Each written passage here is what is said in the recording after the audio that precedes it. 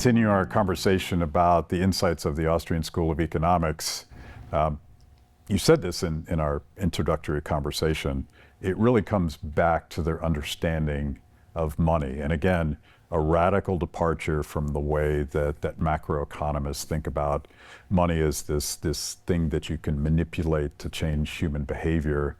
The Austrians understood this as sort of the spontaneous product of human action. Money is a commodity that emerged within the market.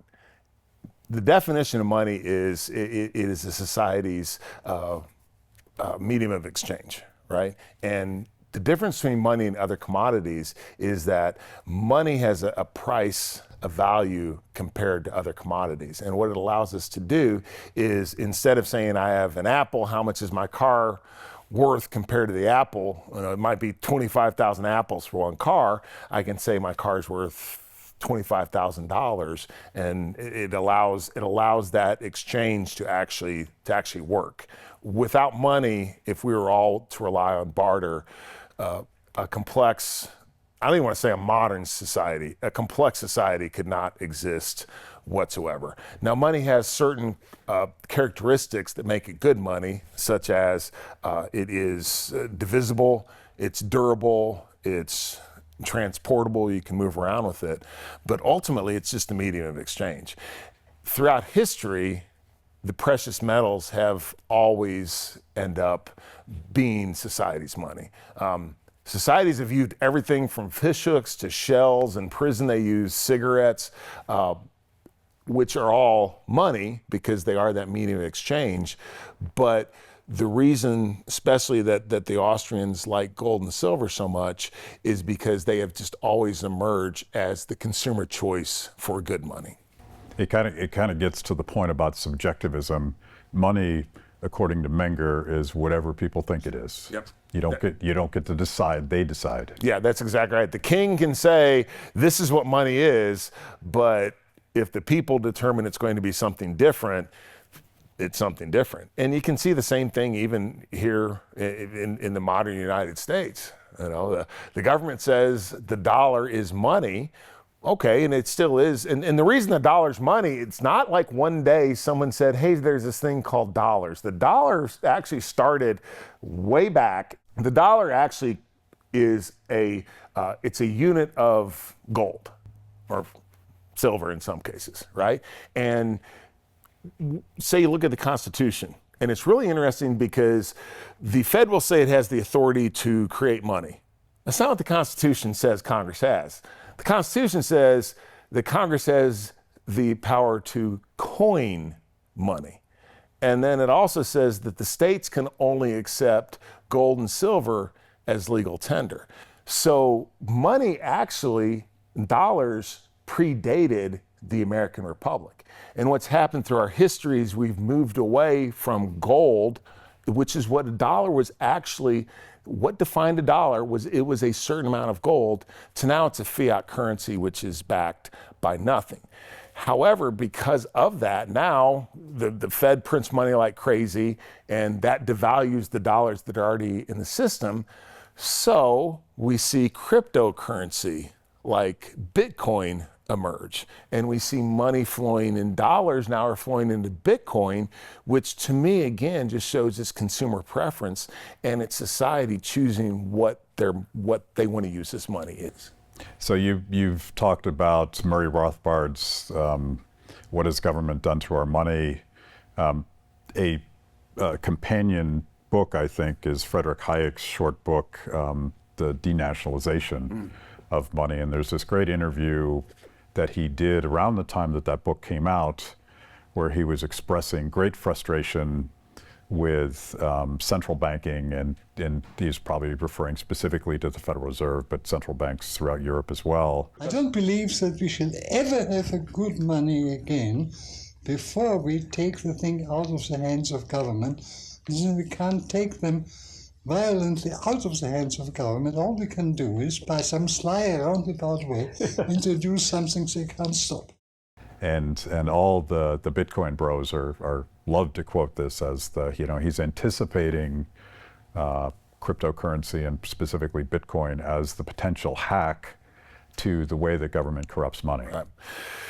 Actually, if you move back, money was denationalized because, as I said, the dollar really refers to a set amount of gold.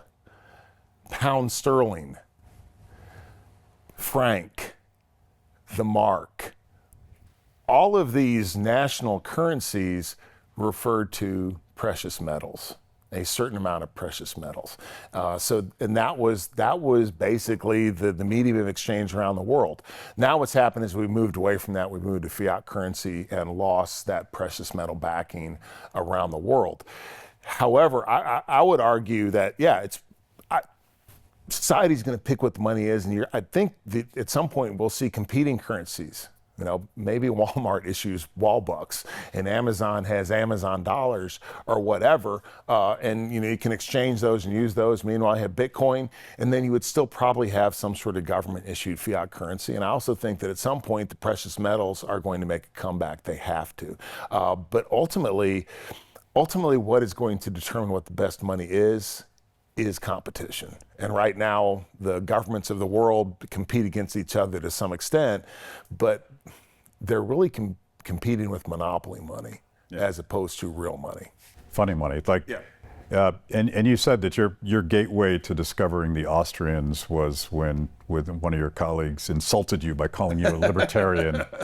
And to be clear, the Austrian economists insist that there's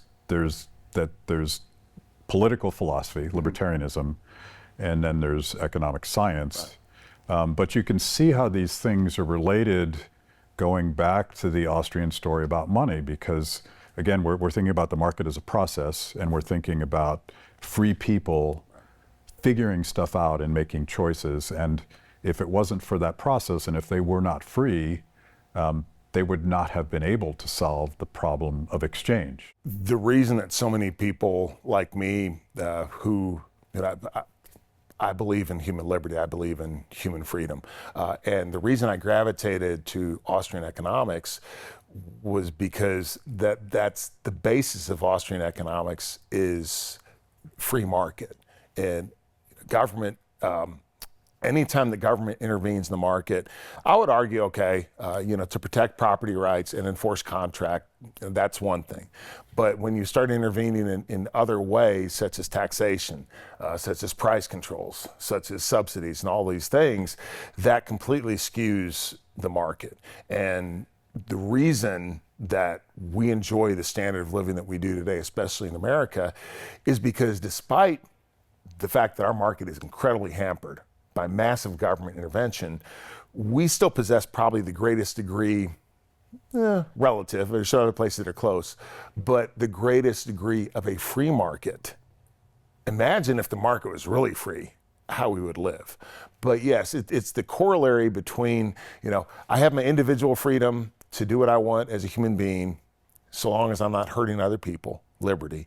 At the same time, in order to really express that, in order to pursue happiness, I have to engage with other people, which is where the economic freedom comes in. Money is sort of the ultimate example of a broader Austrian concept, which is the emergence of institutions that allow for people to cooperate. And it's the rule of law, as Frederick Hayek would talk about it, but it's governance that has emerged spontaneously because people were trying to figure out how to cooperate, how to get along with each other, how to trade, all of these things that improve human happiness.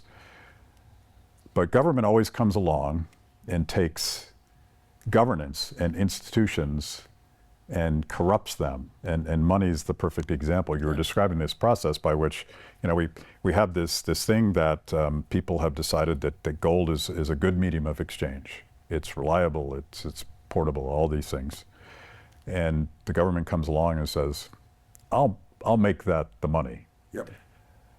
And a generation or two later, we have these worthless paper dollars. Mm-hmm. They lied to us. Yeah, imagine that. They stole our stuff. Yeah. And it always starts with, we're going to do a good thing. we're going to ensure that the ounce of gold that you have, which is worth $20, is really an ounce. So we're going to be the ones that mint it, right? And we're going to have a monopoly on minting. And then eventually what happens is, back in the day, do you know the reason that you have ridges on coins now? No. Is because that was to ensure that the coins were clipped. So you would have people that would just shave off a little bit of the coin and keep it and debase the coin in that way. Well, the king did that, right? And what you would find too is just with competing currencies from different areas, you know, this currency, this coin would command a premium because people knew that it actually was what it said it was. It was an ounce of gold or an ounce of silver or whatever. Whereas this was actually 9/10 of an ounce, or not the whole thing. But yes, what has happened over the years is money is the most important commodity in a society because everything is valued in money. And we consider money that it's a store of wealth, right? So obviously, government, which is very rapacious and always wants more and more and more, at some point it's going to take over control of the money. And unfortunately, even with our Constitution, as brilliant as our founding fathers were, when they allowed government, gave government a monopoly on coining money, that kind of set us off to the road that we're on today. Although with them, I don't think they ever envisioned a purely fiat system. I do believe that they saw a system backed by gold or silver, or gold and silver. But now that it's printable, infinitely printable, that creates a whole new host of problems that we're going to talk about next.